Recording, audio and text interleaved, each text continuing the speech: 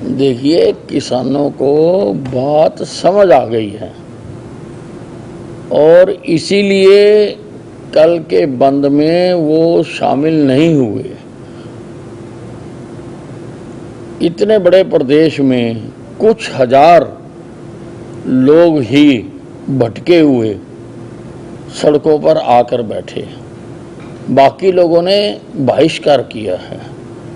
तो अब ये मूवमेंट पूरी तरह से फेल हो चुकी है। जो लोग भड़काकर किसान के कंधे पर बंदूक रख के चलाना चाहते थे,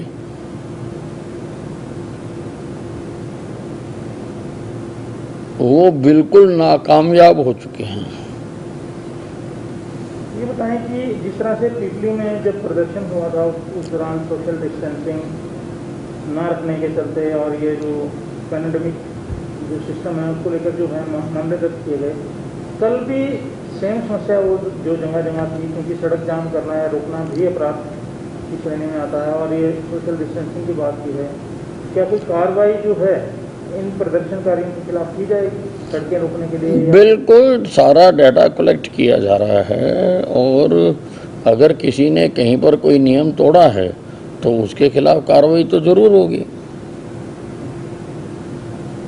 तो ये आपने अधिकारियों को कोई ऐसे आदेश दिए हैं डाटा कलेक्ट करने के, और दिए हैं तो कितने दिन में उन्हें ये काम पूरा करने के लिए? नहीं, वो तुरंत होता है, साथ साथ होता रहता है और रिपोर्ट आ जाएगी।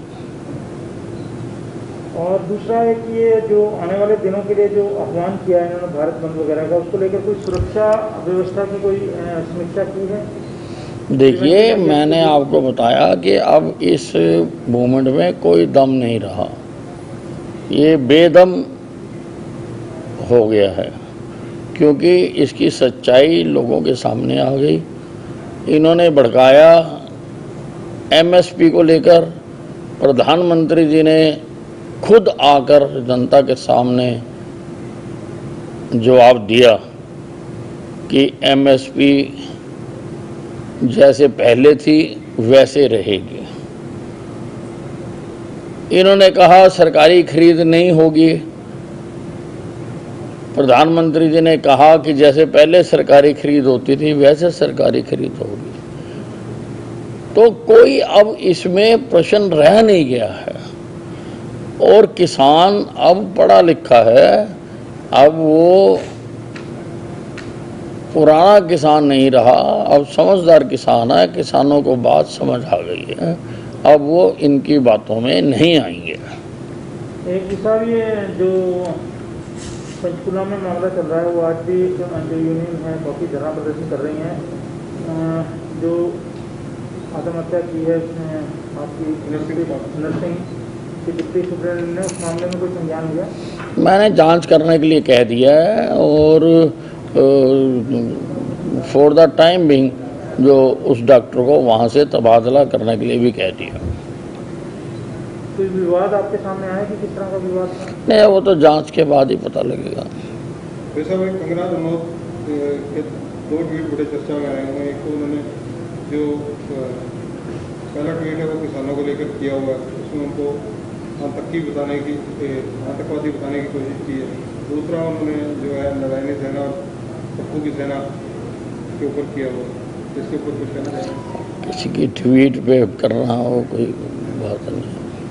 दिल्ली में जो लाठीचार्ज हुआ था, आज मुख्यमंत्री ने भी स्पष्ट किया आपकी बात को कि वहाँ पर कोई लाठीचार्ज नहीं हुआ, तो केवल एक सेल्फ डिफेंस में मतलब पुलिस कर्मियों ने किया। देखिए, मैंने पहले दिन से कहा, जो सच्चाई होती है वो 1000 साल तक भी वही रहती है, वो बदला नहीं करती है। इसलिए मुख्यमंत्री जी ने भी वही कहा कि जो सच्चाई है कि कोई लाठीचार्ज नहीं हुआ, कोई लाठीचार्ज के आदेश नहीं दिए गए। पर जिस साहब, ये बड़ी हैरानी की बात है कि आपकी पार्टी के लोग भी जो एक्स मिनिस्टर भी हैं, जो सरकार में साझेदार भी हैं, वो लगातार आपके और मुख्यमंत्री के कहने के बाद ये कहते हैं कि लाठीचार्ज हुआ, उसकी जांच होनी चाहिए। तो ये ऐसा क्यों? तो उनको भी समझ आ जाएगी जाके, अगर वो धरातल पर सारी छानबीन करेंगे तो उनको भी समझ आ जाएगी।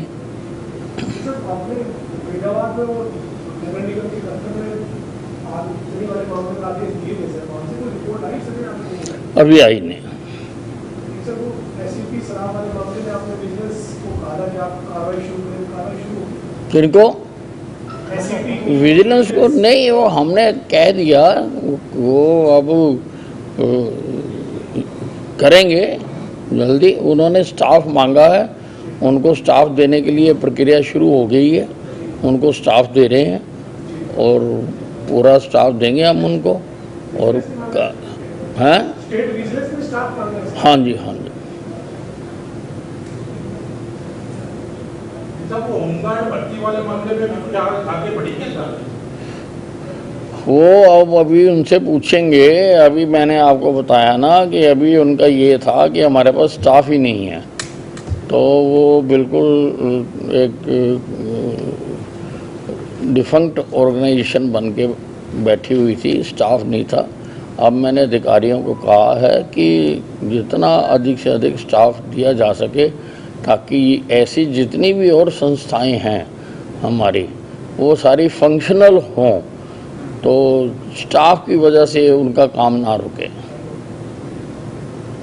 सर ओवरलोडिंग माफिया लगातार प्रदेश में सक्रिय हो रहा है सर, आपके जिले में ही हुआ हमला, हालांकि आपने इस मामले में कार्रवाई करवाई, लेकिन जगह जगह पर जैसी घटनाएं सामने आ रही है, सामने आई है, तो क्या मानते हैं आप? नहीं तो प्रशासन उनके खिलाफ डटा हुआ है ना, प्रशासन कार्रवाई कर रहा है उनके खिलाफ। अम्बाले का केस हुआ तो सारा प्रशासन ने डट के उसमें उनको खिलाफ कार्रवाई करने की कोशिश की है और 6 आदमी गिरफ्तार भी हो चुके हैं, बाकियों को भी गिरफ्तार किया जा रहा है। और भी जहाँ होगा कहीं पर भी ये जो माफियाज हैं, चाहे वो रेत माफिया है, चाहे वो ओवरलोडिंग माफिया है, इनको काम नहीं करने दिया जाएगा।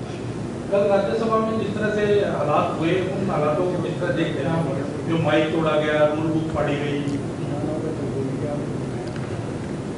अब ये जो लोग हैं,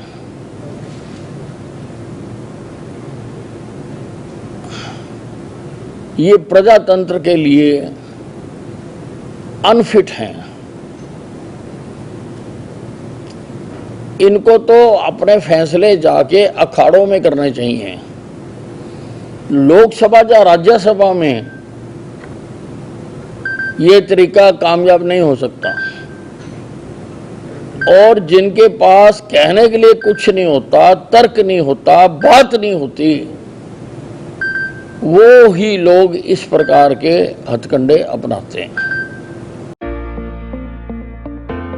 लक्ष्य को हासिल कर लेने का भरोसा है KMV, सपनों को नई उड़ान देने का भरोसा है KMV, प्रतिस्पर्धा के दौर में सफलता का भरोसा है KMV, पंजाब में नंबर 1 अग्रणी शिक्षण संस्थान है KMV, 135 सालों की स्वर्णिम परंपरा है KMV, भारत में शीर्ष रैंकिंग में शामिल कन्या महाविद्यालय जालंधर।